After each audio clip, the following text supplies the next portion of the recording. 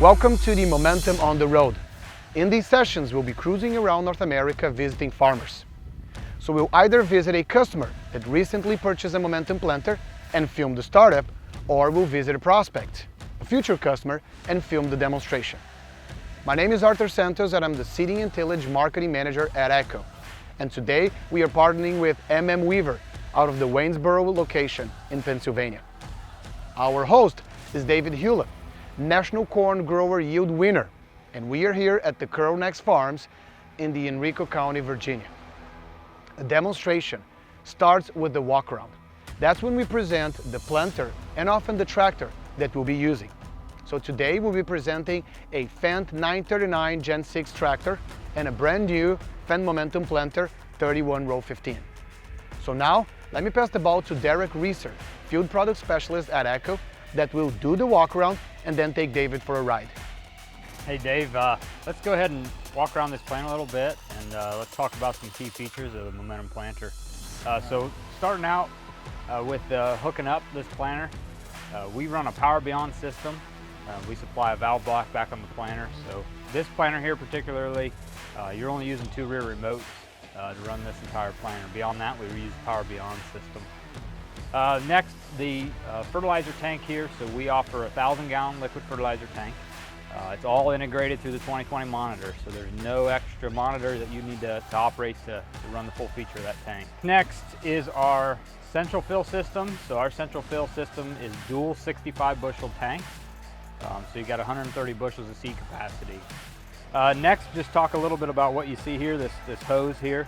So we run 4 smart spindles on this entire planter. Within the smart spindle, we also have an integrated air line through that spindle. So it's an onboard air system that automatically increases and decreases the air pressure in all 6 tires, all depending upon how much weight each of the 4 load spindles sees. So is the air supplied from the tractor? So we have 2 options there. So we have, you can hook it right into a tractor if you have the glad hands from the factory on that tractor. The other option will be a hydraulically driven air compressor that will maintain your tire pressure for you. We have our 10x10 frame here on my left, and then on my right you can see our 7x7 toolbar. This is the heart and soul of the vertically contouring toolbar.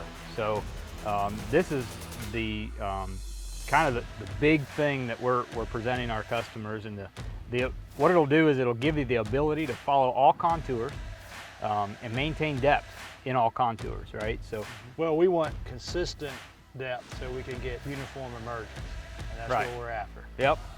So the system is it's actually a pretty simple system. We have a potentiometer right here on our parallel arms. So we have 3 on our wings and 2 in the center. And based upon this reading, that changes where our flipper cylinders are. This is where we get, between our row unit travel and our travel of our flippers, honestly, we could be planting in a position like this, right? Because it doesn't matter where this frame is. All we care about is that this is level. All right. So that's where we can gain upwards of that 65, 68 inches of travel in total between our parallel arms and our toolbar. Gotcha. And you have 3 independent toolbars that are doing whatever they need to do to maintain that parallel arm being straight, to give you the ability there. So next, just like to talk a little bit about these cylinders for our load logic system. So we have 1 cylinder on each side, and the way that works is it's reading what the smart spindles are saying to say how much weight should I transfer to my wing. So we have 2 different modes. We have load balance, and then we have controlled traffic.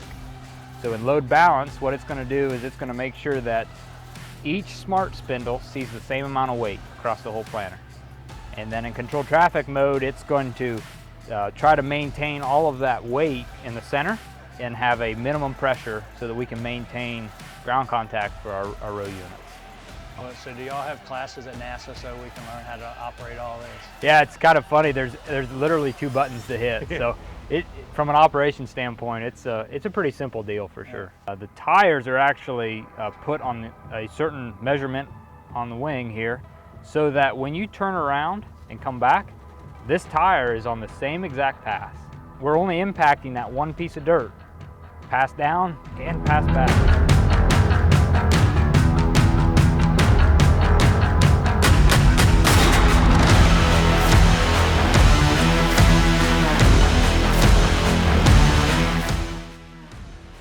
The 2020 runs all of our seeding and all of our delta floors, so it's controlling everything there. So And the fertilizer too, right? and the fertilizer, yeah, all that stuff is being controlled through that monitor. So the only thing we're controlling with our ISO bus is we're controlling tire inflation and we're controlling our toolbar itself. So with that tire inflation is also our weight transfer as well. So both of those things we're controlling with the ISO. So that's really all you need the ISO for, is to fold up, unfold, and make sure that everything's kind of good to go there. So I think we got everything right. Yep, we got your auto guide all loaded up, so all you have to do is just engage your auto guide.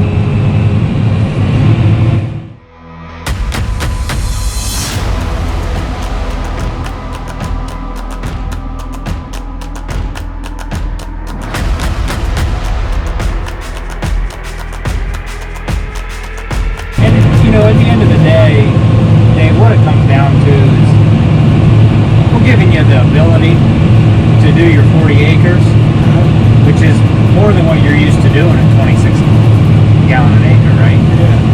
We're giving you that ability, the ability to carry more seed and all of those things, while not impacting the ground nearly as much as what you would with other planters on the market. Sure. You know? And that's a big value thing from the standpoint of how big is your planting window, right? Yeah.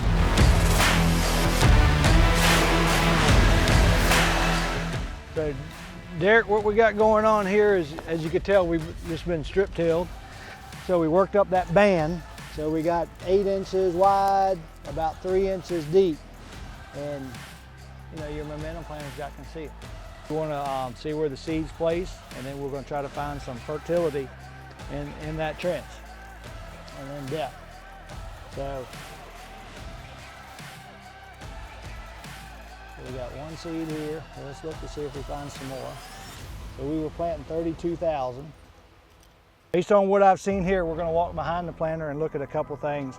But what I've seen here is we got the fertilizer placed, we got the seed placed the right depth, and our objective after the planter leaves the field, because you said earlier you only get one chance to do it right, is we want all the seed the same depth so we can get uniform emergence. Right. If you got uniform emergence, now you got a crop that's growing in harmony. All right, so let's go look behind the planter. Sounds good. Most times when a grower he fills his hoppers up or central fill, and he wants to get in the seat, and he doesn't want to stop unless he has to use the bathroom or he wants to get a pop or something. Right, yep. He doesn't want to stop and put fertilizer in it, or he just wants that monitor to tell me he's placing seed, and then him just keep going. Stopping that planter, checking behind you, making it do what you can maximize every hour that we're spending. That's right. That sounds good. Let's get back in the tractor and Yeah, keep we on got going. acres to go. Let's go. Yeah.